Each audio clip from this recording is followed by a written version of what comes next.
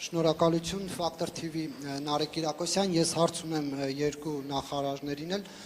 Պարոն Լավրով, դուք եկել եք մի երկիր, որի դեմ եւ Լեռնային Ղարաբաղի դեմ Ադրբեջանը կիրառել է մեծականակ ռուսական զենքեր, ինչի հետևանքով հայաթափվել է Լեռնային Ղարաբաղի Հանրապետությունը եւ օկուպացվել են Հայաստանի ինքնիշխան տարածքներ։ 44-օրյա պատերազմի մեկնարկի դրությամբ ադրբեջանական բանակի զենքի 60%-ը եղել են Ռուսաստանից եւ Բելարուսից մատակարարվածները։ Բացի այդ, Ռուսաստանը չի կատարել 1997 թվականի պայմանագրով ստանձնած պայմանագրային պարտավորությունները։ Ռուսաստանը զենք չի մատակարարել Հայաստանին, չնայած դրա դիմաց Հայաստանը վճարել է։ Չեք կարծում, որ այս պայմաններում բնական է, որ Հայաստանը պետք է փորձի մերձենալ Միացյալ Նահանգների հետ, Ֆրանսիայի հետ եւ ԵՄ այլ երկրների հետ ու անդամակցության գործընթաց սկսի։ Չնայած դուք ձեր ասուլիսի ժամանակ, եթե չեմ սխալվում, հունվարի 14-ին հայտարարել եք, որ ԵՄ-ին միանալու գործընթացը Հայաստանի ինքնիշխան որոշումն է, բայց ռուս բարձրաստիճան պաշտոնյաներ, ինչպես նաեւ ռուսական պետական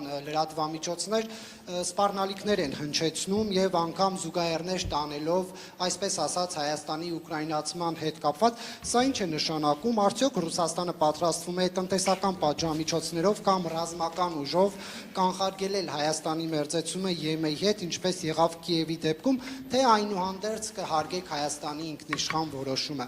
Եվ եթե կարելի է մեկ հարցել Հայաստանի արտգործնախարարին, Պարոն Միրզոյան, Հայաստանի քաղաքացիները, այդ թվում նաև նրանք, ովքեր այս պահին արտգործնախարարության դիմաց բողոքի ակցիա են իրականացնում, չեն հասկանում, թե ինչու եւ ինչպես է Հայաստանի վարչապետը մայիսի 9-ին մասնակցում Մոսկվայում տեղի ունենալիք շքերթին, ինչու եք դուք պարոն Լավրովին այսպես ջերմ հյուրընկալում եւ սա այն պայմաններում, երբ Հայաստանի դժվարին եւ ճգնաժամային պայմաններում Ռուսաստանը չի դրսեւորել որպես Հայաստանի դաշնակից եւ չի կատարել անվտանգային պարտավորությունները, ավելին հաճախ ռուս բարձրաստիճան պաշտոնյաներ նշել են, որ Բաքվի ռազմական հարձակումները Հայաստանի դեմ արդարացված են, քանի որ սահմանները հստակեցված չեն։ Այսքանից հետո հայ-ռուսական ինչ որակի հարաբերությունների մասին կարող է խոսք լինել եւ կոչվել դրանք դաշնակցային։ Знаете, мне как-то даже неловко отвечать на ваш вопрос. Во-первых, не запомнил того, что мы говорили, позиция ваша ясна.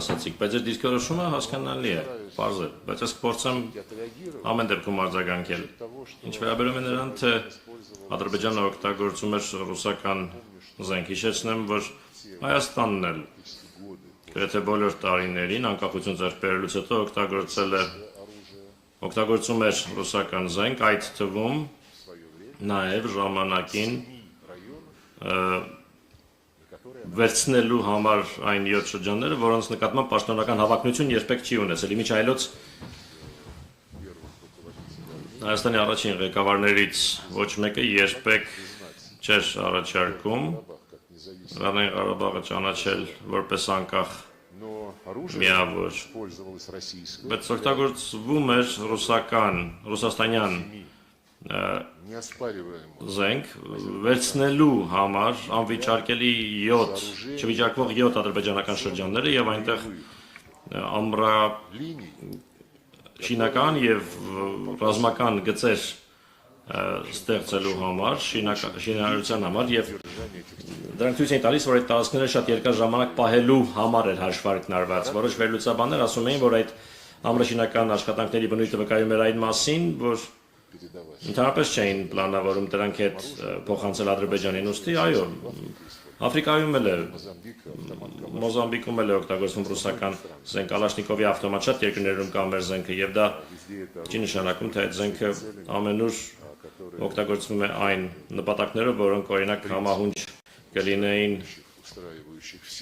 բոլորին ձեռնտու սկզբունքներին։ Ձեր նշանակած դրվագները վճարում մատակարարումների հետ կապված եւ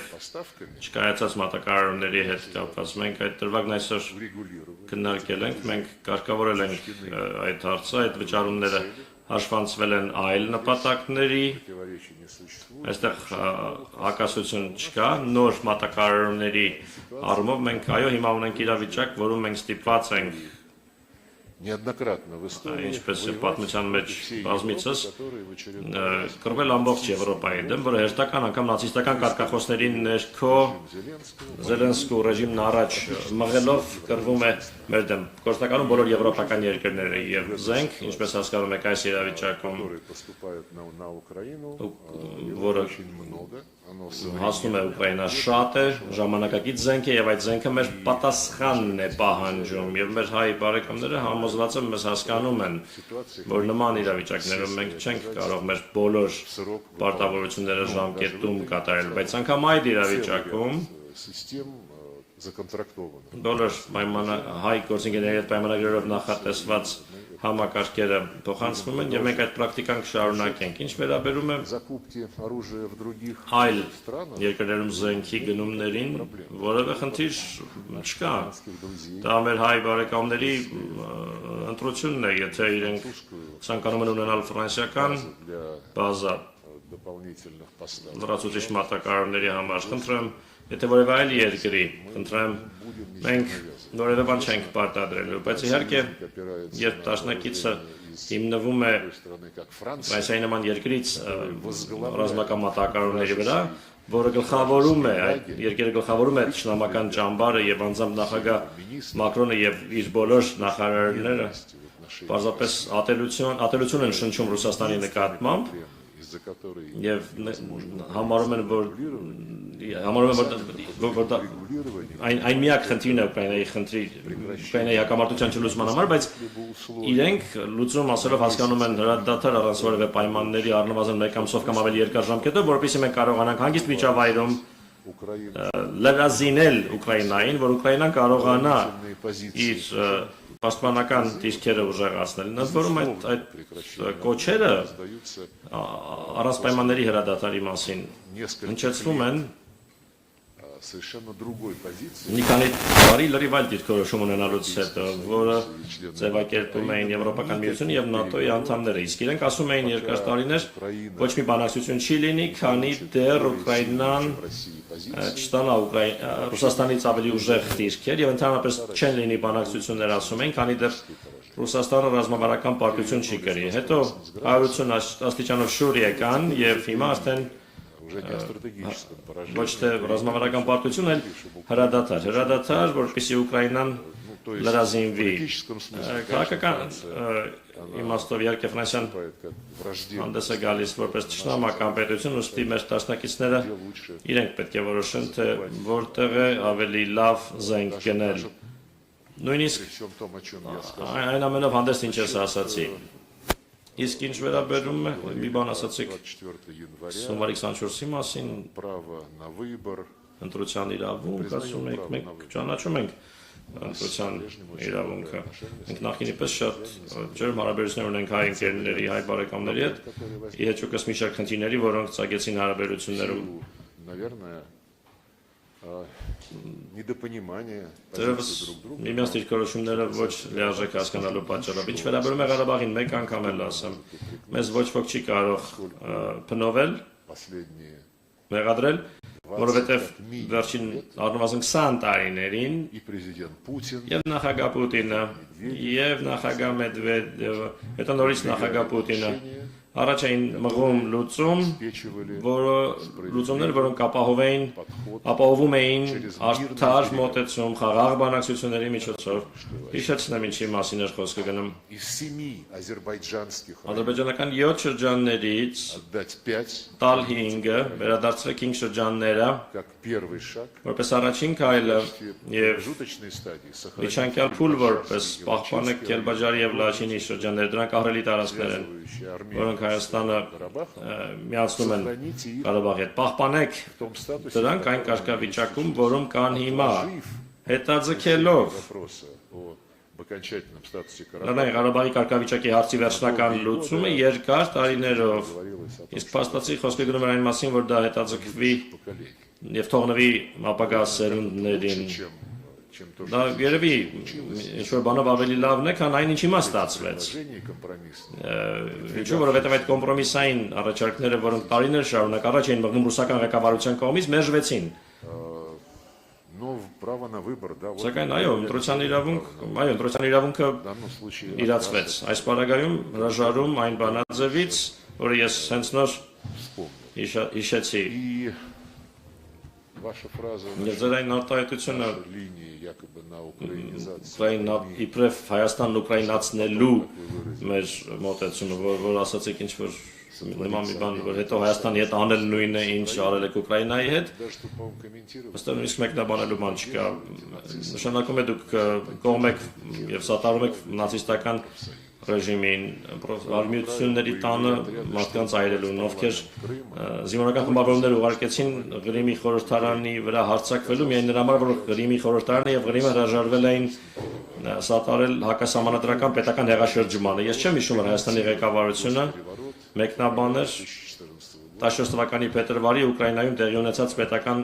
հեղաշրջումը։ Չեմ հիշում, որ արևմտյան երկրներից որևէ մեկը մեկնաբաներ բացասաբար խոսեր այդ իրադարձության մասին։ Ուրեմն այն ժամանակ արդեն Հայաստանը 2014 թվականին իրացնում էր դիրքորոշում ընտրելու իր իրավունքը։ Իսկ ինչ վերաբերում է եվրոպական Коллеги, գործընկերներին, которые накануне госпереворота ովքեր պետական հեղաշրջման նախաշեմին որպես երաշխավոր հանդես եկան այն ժամանակվա на наш вопрос նախագահի եւ ընդդիմության միջեւ։ Մենք հարցրեցինք, բայց դուք երաշխավորում եք, որ կարգավորում է տեղի ունեցել, ինչու ոչ չեք անի այդ պուտչիստներին, որ կարգ պահպանեն, իրենք ամոթխած հայացքը կախեցին եւ ասացին, երբեմն ժողովրդավարությունը անսպասելի թեքում է то же самое, то же ստանում, самое Соединенные անսպասելի ընթացք է ստանում, նույնը ԱՄՆ-ը Штаты. գնաց մի կողմ քաշվեց, դեպի դրանից առաջ նախագահ Օբաման նախորդ օրը զանգում էր նախագահ Պուտինին եւ խնդրում էր չառարկել Соглашение об урегулировании под гарантией կարգավորման համաձայնագրի ստորագրմանը, որը պիտի լիներ Եվրամիության երաշխավորության ներքո, խոսելով ԱՄՆ-ի մասին 2014 թվականին փետրվարից քիչ անց госпереворота в ГАМ. պետական հեղաշրջման փորձ եղավ Կամբերում։ Դուք հետաքրքրասեր անձնավորություն եք, նայեք ինտերնետում այնտեղ կա հայտարարություն Парламента США ԱՄՆ-ի պետական դեպարտամենտի հայտարարությունը Գամբիայում հեղաշրջման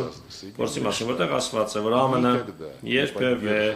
передачу власти չեն սատարի իշխանության փոխանցումը ոչ սահմանադրական ճանապարհով։ Այ իրենց հարցրեք, գալիս լինում է չէ ամերիկացի գործընկերները այստեղ մամուլասոլիստների գալիս են, իրենց հարցրեք ինչու Գամբիայում չի կարելի, իսկ Ուկրաինայում կարելի է։ они вам, наверное, Իրենք ձեզ հավանաբար скажут կասեն про ինչ-որ բան, ինչ-որ սուբյեկտիվ հանգամանքների մասին, բայց իրականում Գամբիայում которые американцы կառավարություններ, որին ամերիկացիները սատարում էին, իսկ Ուկրաինայում նախագահեր, хотели. ում իրենք ուզում էին իշխանը զրկել եւ իրենց մարդկանց Так что այնտեղ я դնել։ не вижу каких-то причин. Դա համար ես չեմ տեսնում պատճառներ, որևէ պատճառներ Հայաստանի ուկրաինացման համար։ Հայաստանը մեր դաշնակիցն է, մեր ընկերն է, Не Հայաստանը являет չի вне закона русский язык. Հայաստանը ռուսաց լեզուն, ռուսական մշակույթը անօրինական չի հրճակում, օրինական իրավունքներից չի զրկում էթնիկ ռուսներին եւ նրանց, ովքեր պարզապես ուզում են ռուսերեն խոսել։ Армении не принято Հայաստանում закона, ընդունված չեն օրենքներ, որոնք արգելում են այդ ամենը, ի տարբերություն Ուկրաինայի։ Այդ օրենքների ցանկը нашим այսօր друзьям передали. մենք փոխանցեցինք մեր ընկերներին, Ни в одной стране որևէ нет երկրում запрета չկա какой-либо որևէ язык լեզվի արգելք, негосударственный, խոսքը ոչ պետական լեզվի մասին է, որևէ երկրի, если на этом որևէ языке լեզվի, разговаривают եթե այդ լեզվով խոսողները քո երկրի բնակիչներն են, մենք բացեցինք, որ Հայաստանում արգելված չէ ադրբեջաներենը, իմիջայլոց Ադրբեջանում, включая теперь и Карабах. այդ թվում այժմ նաև Ղարաբաղում, ժամանակությամբ Ադրբեջանի արգելված չէ հայոց լեզուն, իսկ այ Ուկրաինայում ռուսերենը արգելված է, Իսրայելում արաբերենը արգելված չէ, արաբական երկրներում Иврит не запрещен. եբրայերենը արգելված չէ։ Украина уникальная. Ուկրաինան այդ առումով ունիկալ պետություն է, Слышим երբ մենք լսում ենք заявление комиссара Еврокомиссии, Եվրահանձաժողովի ընտանիման հանձնակատարի հայտարարությունները, по-моему, Տեկին կարծես կոս ասում է իբրև ամբողջ Ուկրաինան կատարել է բոլոր նախնական պայմանները եւ կարելի է սկսել անդամակցության բանակցությունները на фоне того, что եւ այն фон дер Ляйен բանի ֆոնին, որ Ուրսուլա ֆոն դեր Լայնը, Կայա Կալասը եւ մյուսները հայտարարում են, թե надо ей помогать, պետք է օգնել Ուկրաինային, она не победит, քանի потому что մինչև որ հաղթի, որովհետեւ Ուկրաինան европейские ценности. պաշտպանում է եվրոպական արժեքները, դա նշանակում է, որ Европа считает своими Եվրոպան ценностями իր արժեքներն է համարում նացիզմը, истребление языка, на котором говорит большинство граждан. այն լեզվի ոչնչացումը, որով խոսում են տվյալ պետության Ուկրաինայի քաղաքացիների մեծամասնությունը, ինչ ուկրաինացման, Հայաստանի ինչ ուկրաինացման մասին կարող է խոսքը գնալ, Հայաստանը քաղաքակիրթ երկիր է, Вот. Но вы опубликуйте. դուք հրապարակեք вопрос. ձեր հարցը ամեն դեպքում, Ответы мои не обязательно. իմ պատասխանները պարտադիր չէ։